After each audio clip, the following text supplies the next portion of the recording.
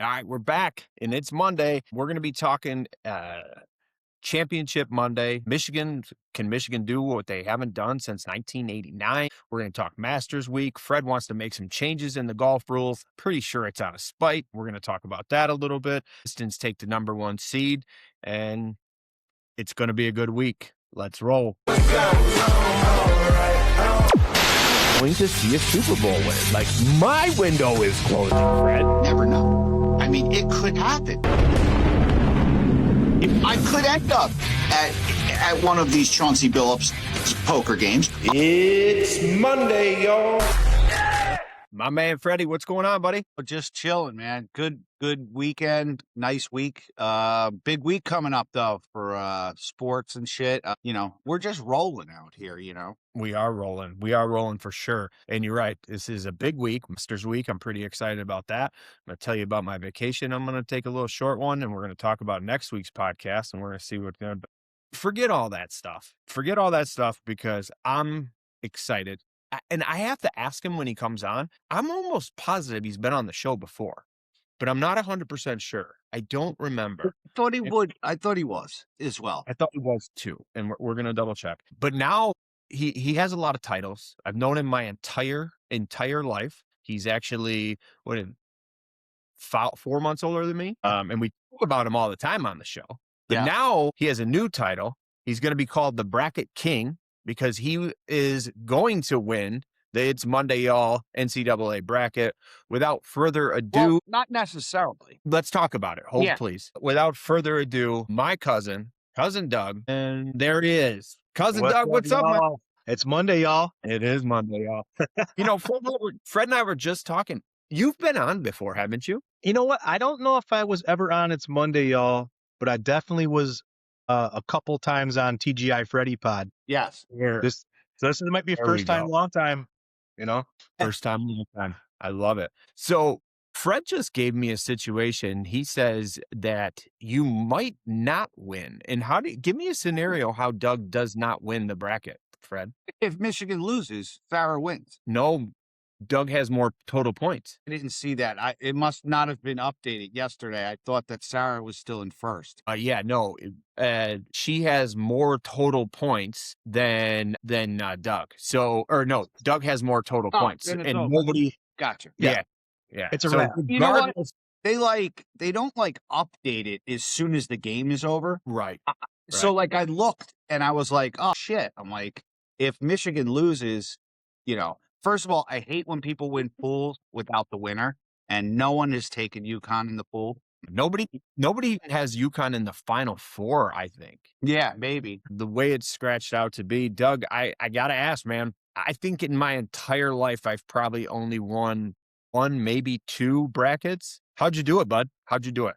What's the secret to your success? I've never won a bracket before. No secret here. I'm a homer. So right off rip, lifelong Michigan fan. I've followed this team more this year than I ever followed Michigan basketball. I've seen from the very beginning, from the very first game. So I seen this happen, and they just steamrolled the entire season. And I said to myself, there's pretty much no way that they're not going to get in there and just stomp out this tournament. I had some concerns. Initially, I was like, man, I don't know if they're going to be able to eke out of the Elite Eight or even the Final Four. But I stuck with it and just said, I'm going to ride with it all the way to the end. So I didn't pick the best team uniforms or who's got the best looking point guard or anything like that. I just stuck with the home team all the way through, which I know is boring, but that's the facts. That is the facts. No, it works. And yeah, that works, dude. They were playing amazing basketball this year. Right. So it's not like you came out of the woodwork and were they're a one seed. So, and they look like the best team in the country for pretty much most of the season. Yeah, I saw a stat that said something like 80-something% of every bracket filled out had them going to at least the Final Four. So, that tells you right there. The whole country's locked in. For sure. And go ahead, Fred. Real quick, what they did to Arizona was just, scary. Great. Yeah, absolutely. And I watching that game on Saturday. It wasn't even fun to watch. I'm as an outsider, I was like, they were up by 25 at one point, and I was like, dude, this is not even it. I was like, for the Final Four, you sit down and you're like, okay, 3 o'clock and 6 o'clock. These are going to be good games. And then that game was it was terrible to watch. It was cool if you're a Michigan guy. Right. I Let me point out the best part of that evening. Obviously, we'll talk about the Illinois UConn game after this, but so Doug and I were texting during the game, and I said, "Are you on the Fab Five cast?" Now, True TV and HBO had the Fab Five announcing the game. Now, the benefit of that was that those guys just got to talk the entire time because it being such an Yeah. absolute blowout, Yeah. right? So, I mean, it started to as we were watching, and you're watching the game in the background, but you're really listening to these guys talk. And I thought it was amazing. And in fact, did you catch that? Were you able to watch that, or did you not watch? Did you hear any of it? I saw clips of it, but I didn't watch any of it. It was blowout city. And I was barely paying attention when the game was on. Yeah, understandable. I mean, Well, race to 10. They won the race to 10, which was an easy bet. I think it was plus 120, Michigan race to 10. So that was an easy bet because I think at one point it was 12-5 or 12-3. Yeah. So, it was just, I mean, if you bet Michigan in any scenario throughout the game, first half, race to 10, anything like that, you won. You won everything. I did a two-game parlay UConn Michigan. Nice. So that worked very well. But the thing about the Fab Five cast that I thought was interesting was that I felt like, and Doug, I'll let you comment on this because I got him tuned in on it, is I felt that Chris Webber and Jalen Rose were on the edge of their seat every time Ray Jackson started to talk because they never knew what was going to come out of his mouth, which I thought was absolutely hilarious. I felt like they were kind of looking at each other every time he opened his mouth, and I thought it was hilarious. And these guys, they had me rolling, man. They had me rolling. What was your thought on the Fab Five cast? Yeah, I was thankful that you put me onto it because I saw them doing the pregame stuff, but I didn't realize that there was a whole separate channel with them doing the alt cast, which I thought was really sick. And to your point, I agree.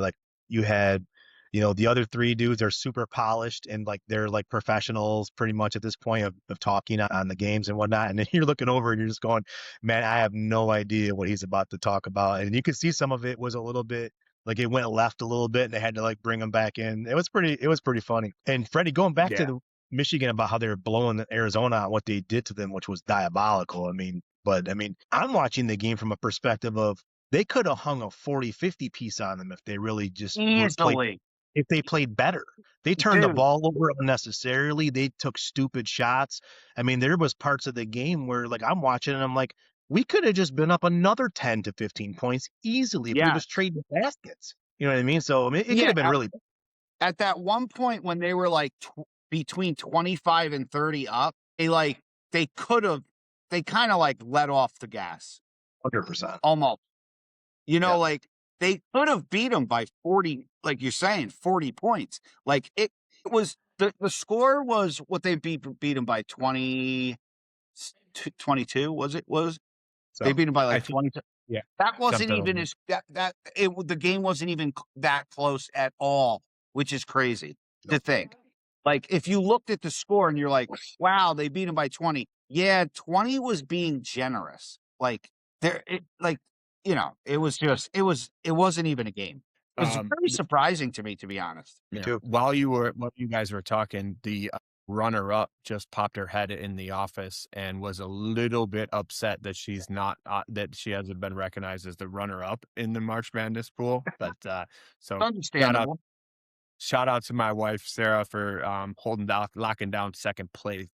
Well, what she doesn't realize is when Michigan wins, then all the other people that have Michigan, right now she's the runner-up. Well, I would add this. So I won this bracket. That's undeniable. Champion of, that's, undisputed. However, much like tonight, if Michigan loses this game, nobody will really honestly remember this period. No one's going to care that Michigan made it to the game. So like the runner-up, nobody's going to remember about the runner-up in the It's Monday Y'all bracket tournament. 100%. That's 100% true. And kind of on that topic, I wanted to. Well, I have so much that I want to talk about. They talk about Michigan, and they're saying, well, they paid all this money for this team, and they paid. Do you know that Michigan's NIL budget for this year was $10 million? Yeah. Indiana was $32 million. Tennessee was 23.1 and Arizona was 22.6. They're not even half of the money that some of these other teams spent. So where they come off with this, they bought this team, Yaxel's only making $2 million. Not that $2 million is not a lot of money. Right. It's just that it's not crazy. It's not absurd. First of all, as a Yankee fan and hearing that for my entire life, buying a team is such bullshit. Like, nobody does anything for free. Like, first of all. So, like, let the kids make the bag. Who cares if they bought the team? Who cares? No. Yeah, I totally agree, Fred. Who gives a fuck? This whole notion of like NIL is killing the game. No, being fucking slave owners as a college and expecting these kids to play for free and using them to make billions of dollars. That's bullshit. Giving these kids some money is not bullshit. And if a kid wants to get a bag, let him get a bag. In high school, in fucking middle school, in elementary school, if Little League starts paying, that's fantastic. Middle school would have been wild because I was peaking out in middle school. So like I would have been, maybe could have got like 5 G's, 10 G's back in middle school. You know what I mean? Then after that, just kind of went. That's good shit though. Like, listen, don't think that some of these countries in the Little League World Series are not helping some of these kids out. I mean, it is what it is. But like, regardless of the money situation, you still have to beat the best team that's out on the floor. And just because one team's better because a team is offering more money, that's not my fucking problem. Like, you know what I mean? And the fact that people get so into this whole like NIL bullshit, it's like every college in the country can afford the same kids that every other college can afford. It's just that, like I said, colleges are fucking like new age plantations. And that's why they don't want to fucking spend money. They have the money, like it's bullshit. It's the same thing in major sports. If you think that a team like the fucking, I don't know, Minnesota Twins can't afford Ohtani, you're fucking crazy. Like, so it's all bullshit. But yes, I'm glad the kids are getting paid. And I'm glad, who gives a fuck? Let them do what they do. No, sorry for my rant. No. That's why you're on this podcast, to be honest with you. I just think I wholeheartedly agree with you, Fred. Get the bag. I just thought it was rather funny that that's what they say about this Michigan team, and we're not even in the top 10 of the highest paid NIL money out there right now. Which I mean, that's not even okay. Indiana bought what? I mean, Jesus, like that blew my. I think the bigger moment was that Indiana spent that kind of money. Absolutely. Right. Especially spending that kind of money in football too. A couple other things about the game. I thought it was awesome that Dusty May was out scouting the UConn Illinois game rather than being in the locker room. I'm going to ask you both individually. That power move, in my opinion, was it purely what they want to see? Was it a flex? Or was he that confident that he was going to beat the shit out of Arizona and it could have went sideways? I'm going to start with you, Fred. What's your thought on that move by Dusty May? I mean, I think it was a great coaching move for starters. Number two, I'm not sure it was a flex. I think he really wanted to watch the game, to be honest. I mean, just like everybody else. But being out on the floor there is a little different than watching it on the TV. As a coach, they notice other things. I just think as a coach, he wanted to be there and take it all in. Take in the whole Final Four experience of watching both games, his own game, and also doing a little scouting. I mean, you have to be prepared to win, right? So I don't know if it's a flex, but I just think it's a good move as a coach to check out what your opponent would look like if you win. For sure. Doug? Yeah, same take as Freddie's. And I'll tell you this, I'll take it in a different direction about Dusty May, and you used the word prepared. I saw a viral clip this morning. I don't know if you guys saw this or not, but they set up a basketball court in the big house, and they had these kids playing and shooting with that size of an arena, so that they could see that, when you're shooting a basketball, and it seems like the rim's just in the middle of nowhere, right? Because you're in this enormous arena that's just not designed for a typical basketball court. And they were showing it, and I thought that was pretty intelligent. And I can't tell you if any other teams do that, but to set up a basketball court in the center of the big house, have these kids practicing jump shots and just getting familiar with what it could look like to play in a massive arena that's designed for a different sport entirely. I mean, think about that. Think of what that does. I mean, you're getting these kids ready for the big show. Now, they're not just in some random practice gym where they always are practicing frequently. They're in the big house shooting these shots where in the background, all you see is, stands and whatnot. And it makes it, I'm sure it helped. I'm sure it helped them get used ready for Lucas Oil Arena. For sure. For sure. And we're saying, I know this is a very, very, very, very smaller scale, but ironically, the same thing happened to me when we were playing basketball in 1997. Okay. We won the district title, and this was the year that Dakota opened their school for the first time ever. And back then, you would have your basketball rim, and then the wall was right here, right? Well, Dakota was like, it was like us walking like Hoosiers, right? With Gene Hackman, and we're walking in and we're seeing Dakota for the first time. It was totally different. So our coach brought us in, and we spent and practiced 3 days in that gym because, to your point, Doug, your depth perception is completely off when you're shooting at a basket that's freestanding by itself as compared to with a wall behind it. And I'm assuming that now it's a little bit different because that's how the college arena is set up. With their room, but it's the same philosophy, right? And I'm surprised Dusty May didn't come in there with a tape measure, and he's like, "How tall is that?" It's 10 foot, and then measure the free throw line. But great movie, by the way. I thought that was awesome. But we're gonna keep Doug on throughout the basketball thing, and then we'll probably have to let him go because of the technical difficulties, and we'll have to bring him back on. But I want to end with this one last thing. Everybody's talking. A couple of days ago, Yaxel said that he wants to be the best Michigan basketball team in history. And I'm going to ask you guys, there's 3 teams now up for discussion. It's the 1998 team with Glenn Robinson, the Fab Five team with obviously Chris Webber, Jalen Rose, Jimmy King, those guys, and this current team right now. Now, I totally think this conversation is apples and oranges because of the situation that NIL brings and all this stuff.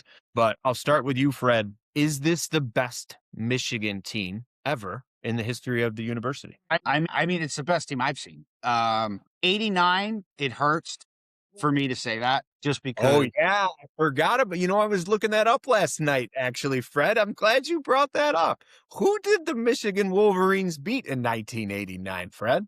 Yes, the Seton Hall University Pirates. The phantom call, the phantom foul with 3 seconds left. Ramil Robinson, trash, total bogus call. But I thought that team was amazing, obviously. This team, the way they're like, dude, at the beginning of I know it's the beginning of the season, the scheduling, but the way they were beating up teams was pretty impressive. I mean, and then now, I'm going to say it again, the Arizona game was like a stamp. Final 4 win by 25 points. That doesn't really happen much, or being up by 30 in a game in the Final 4. It's this could be the best Michigan team that I've seen. Okay. Doug? I agree. Best team I've ever seen. And I'll be honest with you, the team that we had a few years back, with Trey Burke and all them, that was a great team as well. They obviously didn't do as well, but that was a great team. This is the best team ever. Flat out period, and I think with sports, a lot of times, we're witnessing greatness and we don't realize it because it's current, right?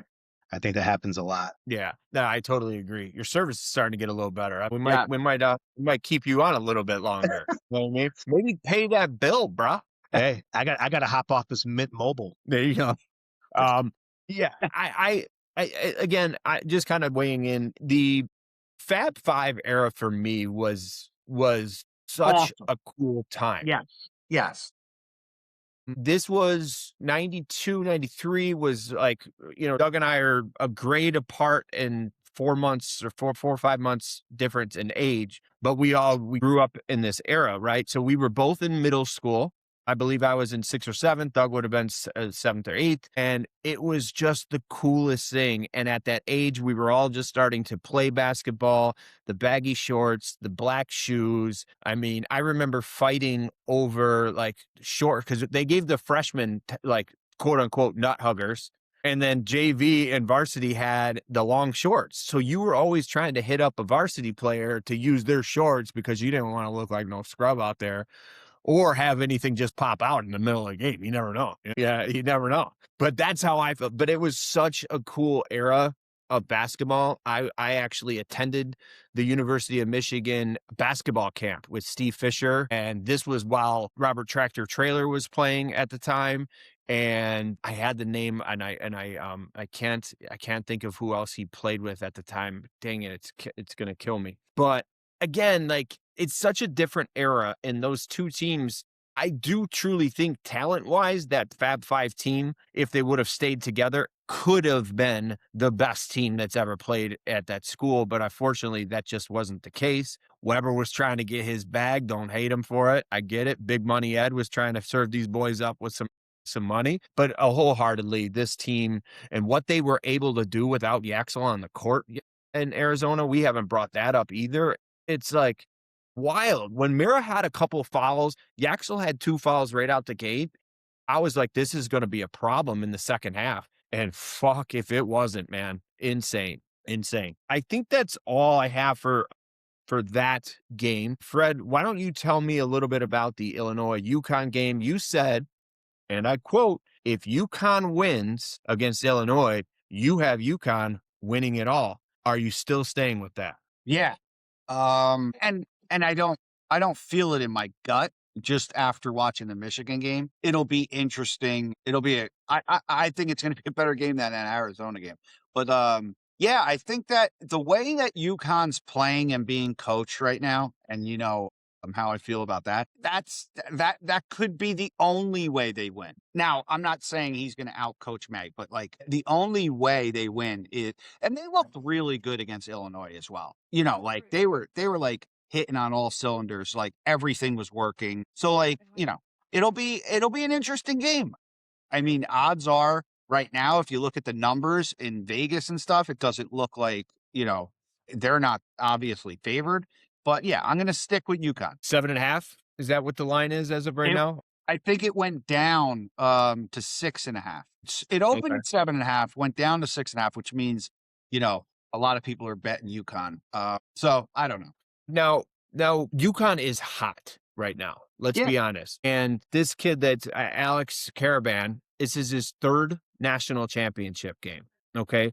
So I'm going to ask you, Doug, as a homer and probably one of the biggest Michigan fans that I know, with the fact that that Hurley has 1, 2, Caravan's now going to play in his 3rd. They are the number 2 team in shooting coming off of screens, which I thought was an interesting stat because they're constantly moving. Michigan's performance coming off Arizona. Are you a little bit nervous on how hot UConn is right now and the coaching and the experience that this team may have over Michigan coming into this game? Or do you think this talent is just that much different? No, actually, I am nervous. I think this is still a flip of a coin, you call it type of game. I understand the Vegas line, considering what Michigan just absolutely dismantled the opposition throughout the entire tournament. But listen, you're going to the national championship game. Incredible talent, incredible coaching, critical history, pedigree. And I feel like Michigan's a team where you can't count them out, but if they get a jump, if they hop on a lead and get rolling, it's going to be very difficult to shut them down. If UConn can get hot early, obviously, I mean, it's gonna make their chances better. But this is still a 50-50 game. I don't think this is a guaranteed Michigan championship right here. Well, And that's what I'm afraid, like, in most Michigan fans, especially the ones who attended the university, are some have a tendency to be a little bit arrogant at times.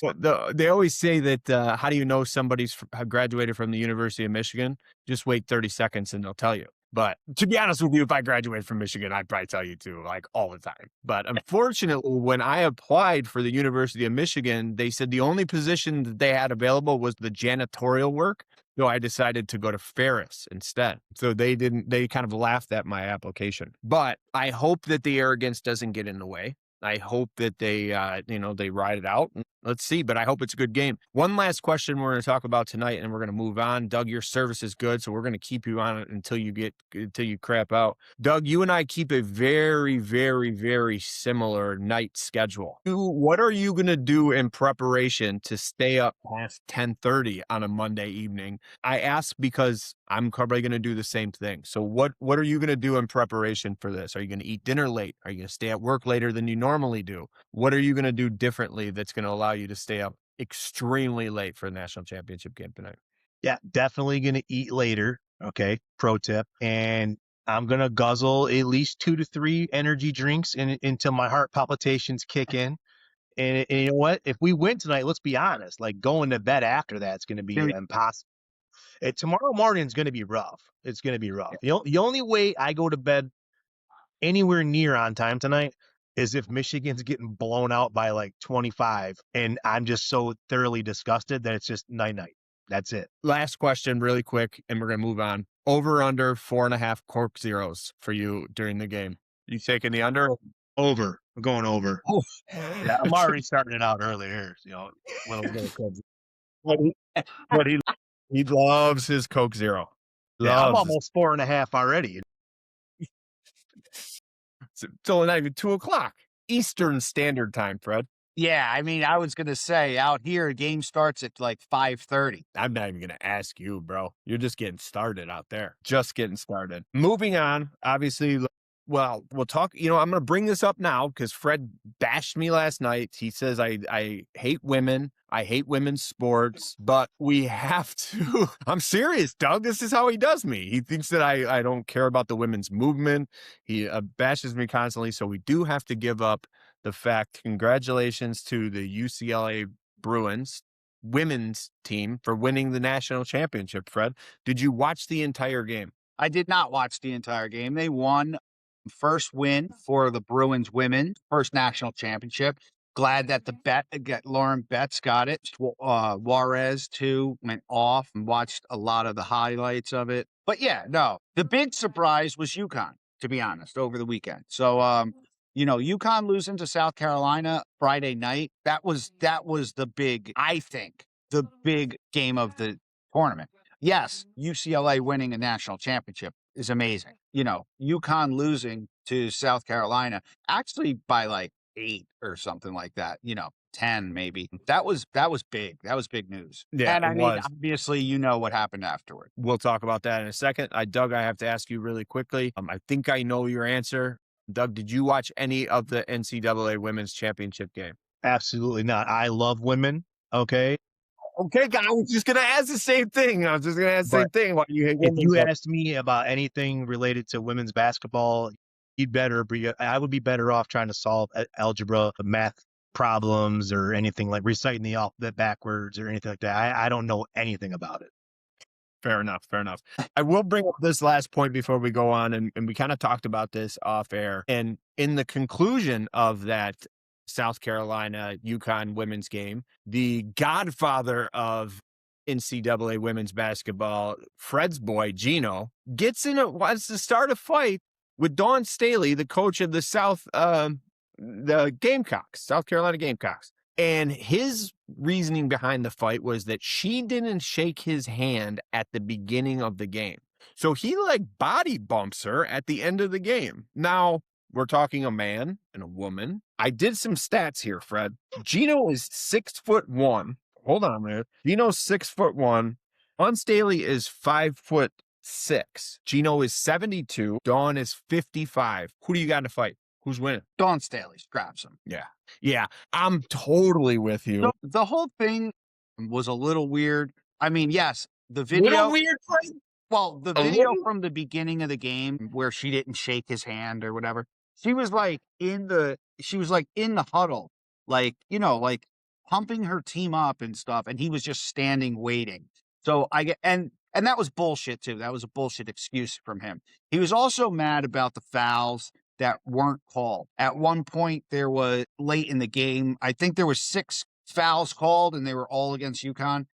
He felt that his girls were getting knocked around a little bit, no calls. He was also mad at the fact that he claims that the way he was being treated by the refs for arguing, but he felt that Dawn was like really talking shitty to the refs and no one was saying anything. Now, like, all that shit's bullshit. The bump at the end, kind of, or whatever, I don't know what the fuck was going on there. He did apologize for all that stuff. 24 hours later, by the way. Yeah. I mean, but it is what it is. I think it was it kind of like for someone like Gino, that's terrible. Because he's really like he's loved by a lot of the coaches, maybe all of them. Like, like he's so it's a shitty stain on his like reputation, I guess. But I think that it's already forgotten, moving forward. And I think that beating UConn was the was the reason South Carolina lost in the final. Just like I'm telling you, that game, the UConn losing is a bigger story than UCLA winning the national championship. And I don't mean to take anything away from UCLA because it was awesome, and I'm glad that Betts got a ring. So but that was a big game. Yeah, no, absolutely. I just thought it was interesting. And like I said, that it was for me, like, again, I don't watch a lot of women's sports. I obviously know who Gino is. I know of his track record. I mean, how could you not? I just think it was just not a normal, typical thing that he does. No. So I thought it was super odd. And I wasn't, I don't know. I thought it was weird. I thought it was really weird. You know what? I may have one last thing. I'm going to play this for you guys really quick. And I don't know if you caught this. Doug sent this to both you and I this morning, Fred, on Instagram, but I thought it was interesting. Let me see if I can get this to work here. So this is the U of N campus. Right. Last night, people were going on they're waiting in line. We decided to, we started our shift at 4:30 this morning. And am I the only one that thinks this is just absolutely crazy? So they're in line to basically get into a bar. Did you see this, Fred? Yes. Okay. What's your thought on that? I think it's awesome. It's awesome. I just, it's awesome, dude. Like, it's going to be crazy down there. I mean, did you see, there was videos of, them rushing the streets and stuff like that after the game. Cops were like waiting for them before the end of the game. They were already out there. It's going to be wild, dude. Like, this is the beauty of college sports, because the majority of the fan base is not the majority, but the majority of the visual fan base are students, and it's fucking awesome. Like, repping, like, I mean, me, repping your town, repping your city, repping your neighborhood, repping your school. Like, those are like big deals to me personally. Yeah, obviously repping your professional team is cool too. But when you rep your school or your city or your state, like, it hits different. So like, these kids, man, they go to school there. Like, we're fans, right? We're like, yeah, it's cool. I like that team and stuff like that. These motherfuckers are going to school there. This is like fucking awesome for them. Like, they get to experience it firsthand. Besides being an athlete, the next closest thing is being a student, on campus. So like, dude, it's wild. I mean, listen, 89, it didn't end well. It wasn't crazy at Seton Hall when they were going. Now, they canceled school and stuff. I was in high school at the time, but I was following because it's the next town over. And I thought it was wild because they had like, oh, no school, this and that.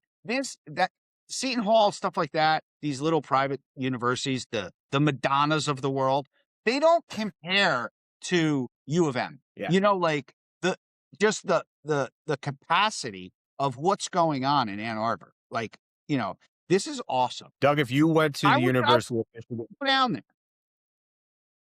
And listen, I'm not I'm not camping out and I'm still getting it. That's right. Well, if you went to the University of Michigan, would you be in line right now to get into the bar? Would not be in line, but I would definitely finagle my way to the Yeah. front of the line. And I'm getting in regardless because I know somebody that knows somebody that knows somebody. And Fair. even if I have to go through the back door and walk through the kitchen and make my way out there, I'm getting in. But no way in the world am I standing on line like that. But the kids, it's awesome, like Freddie said. I mean, that's what it's all about, man. They're out there living their best lives right now, and I applaud them for that. They should take advantage of it because the next step of life is not so much fun. Yeah, right. That's a great point. Did you catch that though, Freddie? Basically, what Doug said is he's going to be like Ray Liotta in Goodfellas. And he's going to come right through the kitchen. I mean, Hey, bartender gets 100. The guy gets Yeah, the table for guy him. puts the ice in the glass gets 100. there's enough money and drugs to go around to get myself into that bar. No problem. Fair enough. Fair enough. Allegedly. Problem is that, as a Michigan student, you're not thinking that way. You're like, I'm going to bring my Oh, laptop. I was gotta thinking that way in college. I was too, my friend. I'm just saying the stereotypical Michigan student was not thinking that way. They're like, is my computer going to last the entire time while I'm in line? Yeah. I mean, the people that I knew back then would be robbing all these kids that are out there waiting to get into the bar and just take all their money from them so they can't even go in the bar. While they're sleeping on the street. For sure. All right, let's get into a little NBA. Let's get into a little NBA. Doug, obviously, and like I said, I've known him my entire life. He's had probably the 4 months of not knowing me was probably the worst part of his entire life in his first 4 years of life. But he's a huge Piston fan. Doug, I want to ask you first, is it crazy to you that the Pistons have gone 13-4 without Cade Cunningham right now? It's absolutely insane. I couldn't have been wronger. I thought when Cade went down that not only would we have sort of like went on like a very long losing streak, but I mean, I thought we'd be like tanking it to be close to like the mid to bottom of the Eastern Conference. Literally, that's what I was thinking. Like it was just going to be that bad. And boy, I couldn't have been wronger. I mean, the team stepped up incredibly. To the point where we're just clinched it out. I would not have picked that, honestly. Yeah, I mean, quite frankly, I might have been a little emotional about him getting hurt and not looking at the schedule and looking at the math and saying to myself, like, is it mathematically possible for them to even do that bad to drop down that low? Probably not, but I didn't expect them to do as well as they did. Well, in your defense, and only you and I can understand this, the most of the three of us on this podcast, we are Detroit sports fans. Oh, 100%. And we've had this happen numerous time after time after time where we're on a hot streak, something bad happens, a play goes wrong, and everything just shifts the bed. Right. And so like immediately our emotions kick in. I post a video. Yep. Like, is this season over? Are we done? Yep. Freddie said, Fred's quoted on here a couple of times that like after that, he even said, are you going to get this 2 seed? Right. I think Fred was kind of leaning that way. Fred, outsider looking in, 14-3 without Cade. Are you surprised? Yeah, I am surprised. I mean, we'll see what happens in the playoffs. It's going to be interesting to see what happens.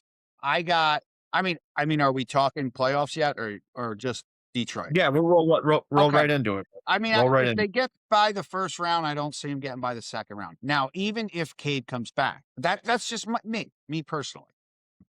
I don't see that. I think there's going to be a lot of hot teams. The East is pretty crazy. I think there's a lot of teams there that could surprise some people. I mentioned the Orlando Magic a bunch of times.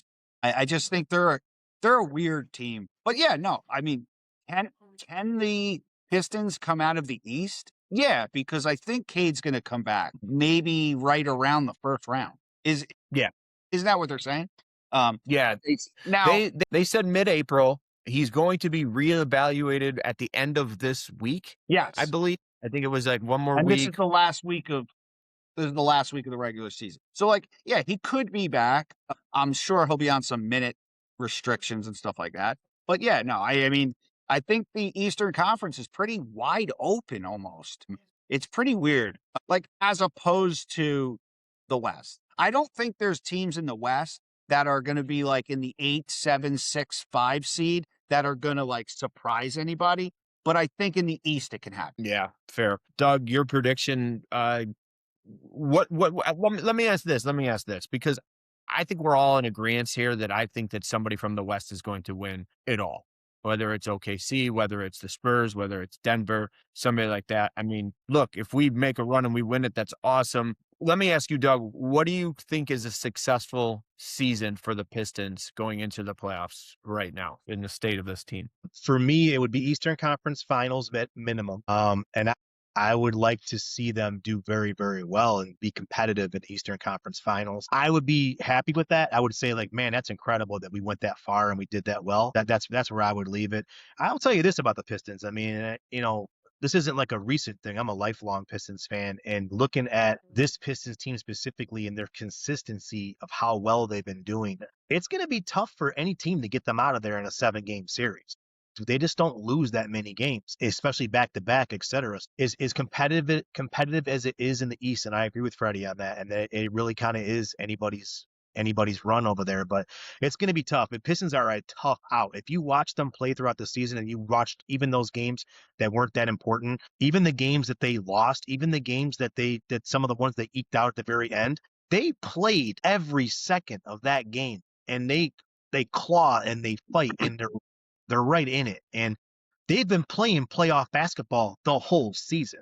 So that's what I'd say. Yeah. And I Eastern Conference Finals would be amazing. I think that would be a huge accomplishment from this team, being 2 years removed from only winning 14 games, which is absolutely wild in itself. I think JB Bickerstaff should be up for Coach of the Year, in my opinion. He's definitely should be in the conversation. I would love to see him to do that. And I think what they have going on their side was shown in this 13-4 run is depth. Dennis Jenkins is really stepping up. B-Ball Paul is stepping up. Like some of these guys, Jalen Duren is starting to become a monster offensive threat that nobody saw. Defensively, rebounding. I mean, he was always that guy, but now he's, putting up 30. Like, come on, man. Like if they can continue to click like that, I think the depth takes them farther. And as we all know, we've all been following this sport our entire lives. Game 7s, playoff basketball is different. You have to have the depth, and we'll see. Now, Fred seems to think that Philly, when they get Joel Embiid back, whole different team. Well, do you think Phil can make a run, and do you think he can play more than one game back to back, Fred? Conditioning. Yeah, they don't play back-to-back in the playoffs. Back-to-back games. No. But, I mean, they don't play the back-to-back nights, which he doesn't do, which is crazy to me. But, yeah, no, I think we should pay a little more. They just got fully healthy, literally, a week ago or so. Now, when I say fully healthy, I still think that's bullshit, because I think some of these guys are healthy. They just are taking time off. And Joel Embiid is one of the guys who does that. I mean, it's known. He's been investigated, stuff like that. But Tyrese Maxey finally back, you know what I mean? He had a sprained finger for 4 weeks. I mean, there's no way that that was real. Yeah, the sprained finger, but I don't think it took 3.5 weeks for him to come back.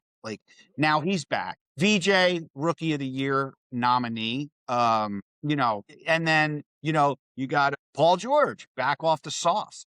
So not a bad little team. The problem is Philly is a team that doesn't play their starters. Detroit is a team that does. That's why Detroit's record is great, because when teams play their guys every game and they don't take many days off, it shows. And it's it pisses me off. And I think I texted you that they're 21-10 with Embiid, and 12-15 without him. So it's if you just do the numbers, you're hanging on to the 6th spot when you could be in the 3 hole. That doesn't make sense to me. I don't know how you do it as a fan, to be honest with you, Fred. It's got to be, because I'll tell you what, there's times, and I've said this on the podcast, where I've taken Dax to there was a run where Dax and I went to 3 Piston games, 3 home games, and Dax did not get to see Cade play. And that's frustrating, right? Well, yeah. 2 of those games that we went to were against the Sixers. Dax and I saw 2 Sixers games at the Palace. And the one game you went, I texted you, and there was no Kelly Oubre, no Embiid, and no Paul George. So it's just it's so dumb to me that like nowadays with the 10 where you can get in the playoffs with 10 people, 10 teams, it's like I first of all, I don't understand why you would put that on the line, like the one game play-ins. Like I would never want to be in that 7, 8, 9, 10. But like Right. hanging on to the sixth hole and saying like we're good, like that doesn't make sense to me. Like I'm sorry, like I get it, you're in the playoffs, but like Def- being thought. Go ahead, what Fred. Finish it. well, being in the 6 and being in the 4, like, like even 2 spots, like I just don't get it. And it's so frustrating to watch, like you said, as a Sixer fan, because when they win a couple games in a row, you're like, all right, here's the run now. Now they're just gonna and then it's like, nope, like, back to normal, and then just hanging in that 6 spot. So like, it sucks. But and we've talked about this all year. That's why NBA basketball sucks in the regular season. It doesn't for Piston fans because you guys get to see your starters basically a lot. OKC, same thing. Spurs, same thing. I mean, look at their records. It's but basketball, playoff basketball in the NBA is awesome. So now we'll see. It's like now we finally get to see my team play. Like after hanging on to the 6th spot. Doug, what's your thought on the load management? This is obviously a big topic in the NBA, right? And they interviewed, I believe that Chirico interviewed Jordan, and when they asked him about load management, he just laughed. Like he was like, I don't even know what you're talking. I feel like you just made this whole thing up. Like I don't understand. What's your take on it? And I don't know. It's interesting. Yeah, I agree with Freddie, of course. I mean, like it's bullshit. You know what I mean? Like these guys should be playing a little bit more. There's no reason to be hanging out there in the middle of the pack trying to save face. It doesn't make any sense, and it sucks for the fans. It sucks for the visiting fans. I mean, think of how many times, Brad, we would go to games and we want to see the big stars come to town. Yes. And then we go to the the Lakers game or whatever, and the stars are sitting. You know what I mean? I mean, it sucks. It's a nightmare, and this shouldn't happen. They should be trying to play as much as they possibly can. If you're injured, you're injured. I get it. And you want to limit some minutes here and there, I guess, because you're trying to, nurse a slight ailment. I mean, fine, but like just sitting guys out for games and weeks at a time because you just don't want to take the risk. I think that's bullshit. Yeah, I totally agree. One last NBA thought that I wanted to share with you both, and then we'll move on to baseball. Is I put this on social media. Fred and I, we didn't talk about this, but I want to let you guys know officially that I'm a LeBron James fan now. I am a LeBron James fan now. Obviously, I don't think he's better than Jordan. That's not why I'm saying this. I'm saying this because LeBron jumped onto YouTube Golf and did a video with one of my absolute favorite people on this planet, Bob Does Sports, and he played 9 holes with these boys. LeBron is not a good golfer by any stretch of the imagination. He went out there, he put himself out there. I thought that the content that he put out there just made him this normal 41 who loves ice cream, loves to say the word fuck, and just wants to have fun with the boys. I have nothing but absolute respect for LeBron James after that YouTube golf video. That it totally changed my perspective of the man. Has nothing to do with basketball whatsoever, but I just wanted to say on this podcast, I'm a LeBron James fan. Did either one of you boys get the chance to check that? I don't know if you guys are YouTube golf fans like I am, but I mean, I'm sure he's. It's not surprising that it took a Jersey guy to get you to like LeBron.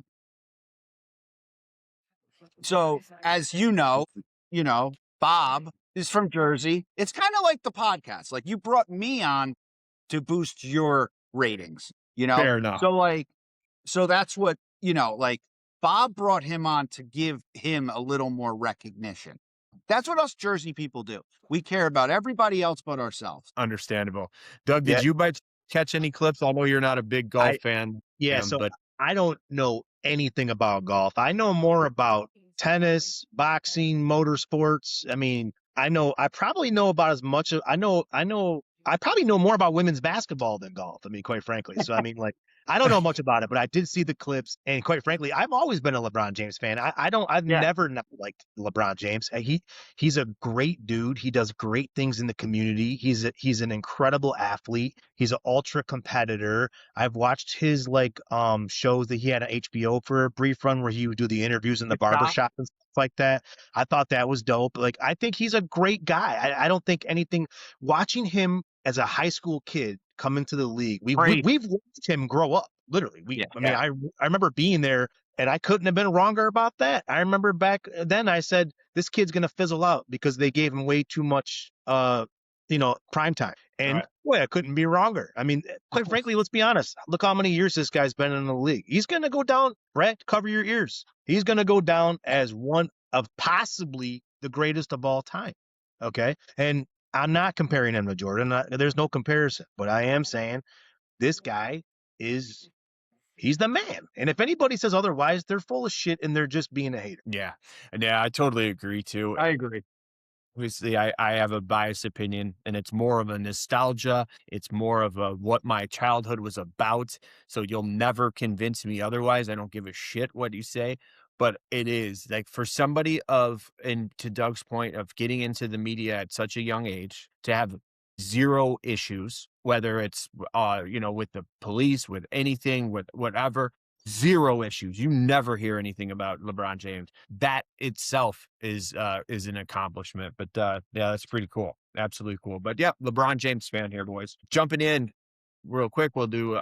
We're running out of time, but I knew this was going to be a long one, bringing Doug on. But MLB baseball, real quick before we get into it, Fred, I'm a little concerned. I'm a little concerned, and my concern falls under the fact is, where's Big Daddy? We had caller Big Daddy has called in. We have not heard from him. We don't understand what's going on, and I think it has something to do with the record of the Boston Red Sox right now. We don't know who Big Daddy is, but we have a feeling that he's a Red Sox fan. That's what a lot of people are saying. The start of the season is not going well for Beantown. Are you concerned at all about Big Daddy or where he's at? I know we've called some hospitals in the Boston area. We've called a couple in Michigan. We can't find Big Daddy. When I said, is Big Daddy there, a couple of people just hung up on me. I don't know. Are you a little concerned, Fred? I mean, listen, in typical Big Daddy Boston fashion, that's Boston for you. You know, they talk a lot of shit, but when things aren't going their way, they disappear. You know, you never hear from them. So it's not surprising that we haven't heard from Big Daddy. At this rate, it doesn't look like we will be hearing from Big Daddy, the way things are setting up. But in all honesty, the Red Sox are a decent team, so they will get out of this little slump here. It's just, it's glorious to see as a Yankee fan. Yeah. But yeah, I mean, I hope that Big Daddy, is okay. Yeah, me too. And we'll hear from him soon. Now, Doug, I know you're a fan of the pod. You listen to the pod every week. I'm sure you know or at least heard of Big Daddy. Are you at all concerned about the whereabouts of Big Daddy or why he hasn't called into the show? Yeah, I am concerned about the whereabouts of Big Daddy. I'm hoping that he's healing and he's getting the recovery he needs. I'm sure he'll be back. He'll be back and stronger than ever in no time. Season just started. He'll be back. I'm sure. And maybe our words will get him on the straight and narrow. Maybe that's what we did today. Maybe that's what he needed. We got Big Daddy off the bottle. We got him out of bed, and it's time to big things to come, Big Daddy. And we're praying for you, buddy. Real quick, we're going to talk about baseball, and I'm going to start with you, Doug. I put out a video earlier in the week, just a quick little video, grab some attention, and I just said, are there any concerns? Are there any concerns? What are some of your issues with this team right now? And I get a text message from Fred basically saying that I'm panicking, that I've thrown in my chips, like it was desperation. And all I was wondering was just asking a question. Like he wants to just bash me in a text message that I've given up on the team, that I don't feel like I have no faith, blah, blah, blah. That was not my intention with that video. The intention of the video was, hey, common fan, are you concerned with anything at all? Because I know that the Yankees are 7-2. I'm telling you right now that, and we'll ask him, but I'm sure there's some things that you're not excited about that you saw this year as a baseball nut. That's all. Doug, I know you're a big baseball fan. You have been your entire life, our entire life. Baseball has always probably been your second, third favorite sport, I would have to say. Well, obviously, basketball has always been your number one. You're a football fan, and then probably baseball after that. You did peak in middle school in baseball, if I remember correctly. And I feel that at that time of our lives, that's when we were both the same height. I said, and then slowly left you in the dust over the years. What's your take on this team so far this year? And are you all in on the Tigers, Doug? Yeah, I definitely stopped growing in middle school. So all in on the Tigers? Yeah, sure. I'm all in on the Tigers. I'm all in on the Tigers every year. Am I worried? No, it's way too early to panic. Freddie's right about that. I wasn't panicking. It sounded panicky. It sounded like it, Yeah. but I say it like this. Listen, you don't want to fall super behind, right? We don't want to get so far back that it's impossible to climb that mountain. But at the same time, I'm one of those people where like baseball really peaks like late summer. You know what I mean? You go on a run and anything is possible. I mean, I would hate to be killing it in first place for 2/3 of the season and then we stink the bed up and come August and September and then end up doing nothing. So That's we did last year. exactly. So let's figure it that out. Let's get the gears. Let's oil up the gears. Let's get it moving little by little. Like I said, I don't want to shit the bed, but I also don't think that we need to be like number one for the whole season. Yeah, for sure. I mean, obviously winning the Padres series, winning the Cardinals series. I don't know why I'm drawing a blank. Fred, who did we play in our second series? Arizona got swept. Yeah, I got swept Arizona. That was a tough pill to swallow. That was a little of my The concern is problem why. with this is the thing with the Tigers this year. There is a sense of urgency. And the only reason I say that is because of the trade deadline. So we all know that Scooble's not coming back. And if you think he's going to be a Tiger next year, you're crazy. So to get nothing for him and ride the season out, or to get something for him at the trade deadline, there is a sense of urgency right now. Because if they are 8 games out at the trade deadline, 10 games out, they're shipping them. Why? Because they're going to get a lot. You're going to get a lot for Scooble. Like now, if they're in the 1 or 2 hole come July, you're not going to ship them. You're going to ride it out, probably, right? But then with that, you get 0 at the end of the year. So let me ask this question just to clarify. Either we ship him at the trade deadline or we get nothing because we ride him out for the rest of the season. His contract expires and he can go test the waters in free agency. Am I hearing this correct? Then my thought is I think you should trade him at the deadline no matter what. Well, no, not no matter what, because you have a chance.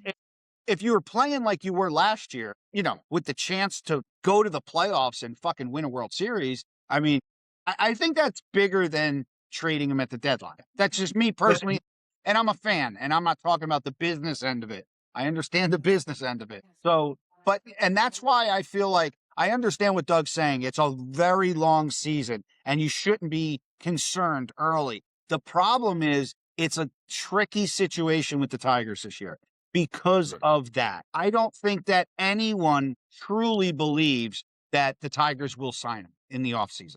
I don't. No, I don't. I totally don't agree. But I don't know. I just think the fact of getting nothing for him is way too detrimental long term than I mean, in the offseason, some of the deals were amazing that they turned down, which is fine because there's no reason to ship him then. Now, if he pitches the way he did last year in July, you're still going to get the same.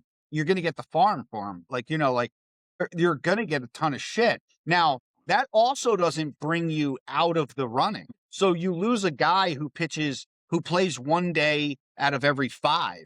So that's if they are in a chance to do that, because in the trade at the deadline, you're going to get probably 1 or 2 pitchers and some other position players, probably. I'm not really sure. I really don't think that the Tigers need position players. So it would be great if they loaded up on bullpen and 2 starters. I mean, that's not a bad deal. It's not a bad deal at all. I would like to see one more bat. I think that, Carpenter is a Torque. I don't know if they're the answer right now. I mean, obviously, Carp had a nice one yesterday or the day before.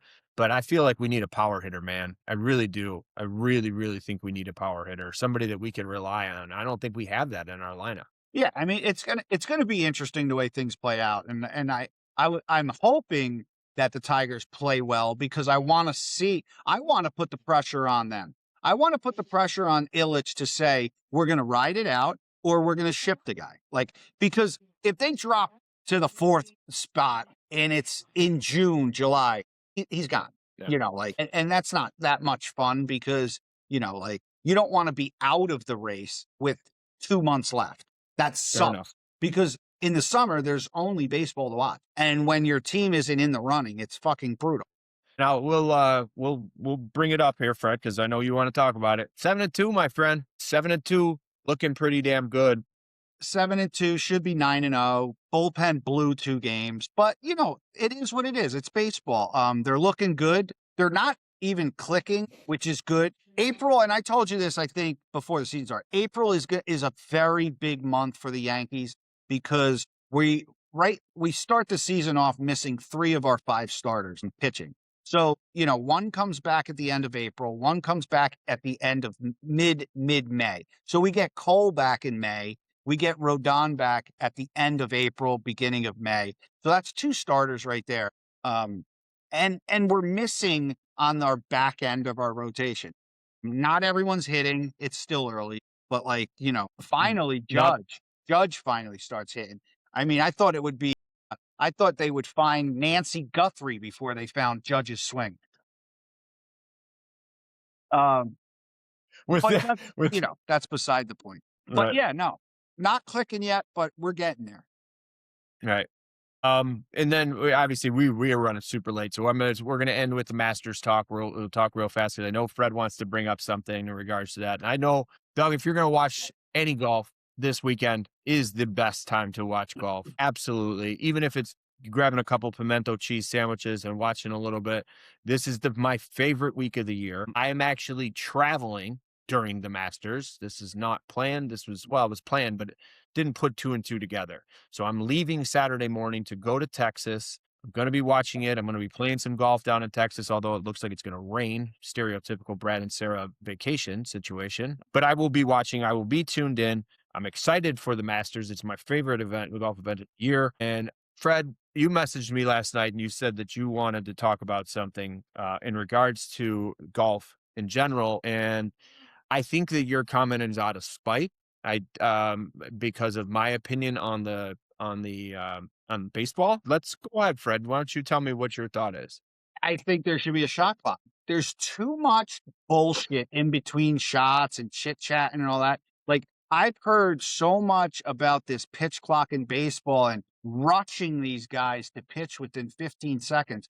But then in golf, you could just hang out. Like there's like you could just do whatever you want. You could bullshit, eat a banana on the way. Like, you know, like you could do anything you want. So like yesterday, I very quickly, and you'll be proud of me, quickly put it on. Always proud.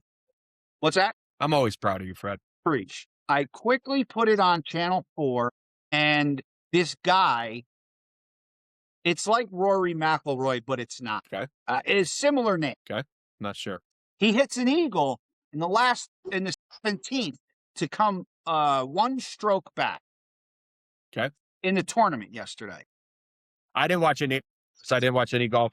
JJ running around. Spawn was in the lead. Yeah. Okay. This dude walks up. Now listen, he mudded the ball and stuff like that. I do that every fucking weekend. Like, you know, like there's still guys behind me, you know, and he just hung out and bullshitted. Like, I'll bring the official over. Let's talk. Dude, you know the rules. Hit the fucking ball. Like, you know, like, come on. Yeah. It was just, and I was just like, this is why I can't watch this shit. Now, I will watch the Masters, obviously. I do watch the majors, usually on Sunday, the last. Yeah. But yeah, no, I just think there should be a shot clock. There should be a couple different, I would change golf and for the better. The shot clock, I would allow people to fucking talk. Like, what do you mean I can't heckle you? Give me a fucking break. Get out of here. Oh, not in the backswing. Go fuck your mother. Like, you know, like, who cares? Like, that makes no sense to me. Like, every other thing, you know, you got people screaming, a guy with a blue wig yelling at DK Metcalf, some lady screaming over the side, and nothing happens to her. But like, God forbid I say something in someone's backswing. Like, give me a fucking break, dude. Like, try playing with me at the county.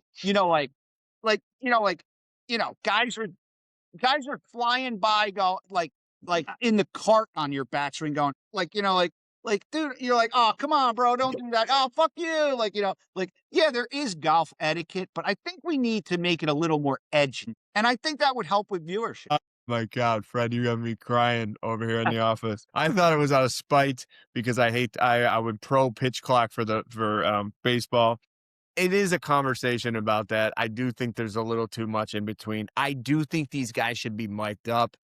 I'm not Definitely. wholly into that heckling part of it.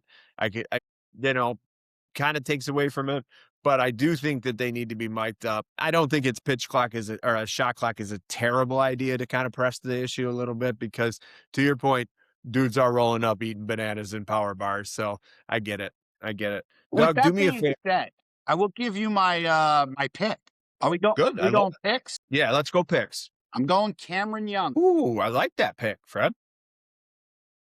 All right. And for me, if we're only picking one, I'm taking Bryson. He's hot right now. If we're gonna pick two, I like Rom. Oh, then I'm picking Justin Rose, Matt Fitzpatrick, and my long shot is Akshay. Plus Oh. 6,000. Doug, throw $5 on there. You're going to win 300 on Sunday. All right. Now, boys, it was an amazing show. Doug, we're going to talk off camera. We are going to get you involved in the movie with Nolan on Thursdays. I have a movie to watch. I still have yet to watch it. I promise I will have it done before we drop the pod. I think we're going to drop it on Friday. We're going to record on Thursday. Doug, thank you for coming on. Fred, I will talk to you. That's what I was going to say. We might do a Sunday night thing because I'll be in Texas if we do anything at all. Maybe right after the Masters, quick little something. Sure. I'll be in touch with you, my friend. All right. Take care, boys.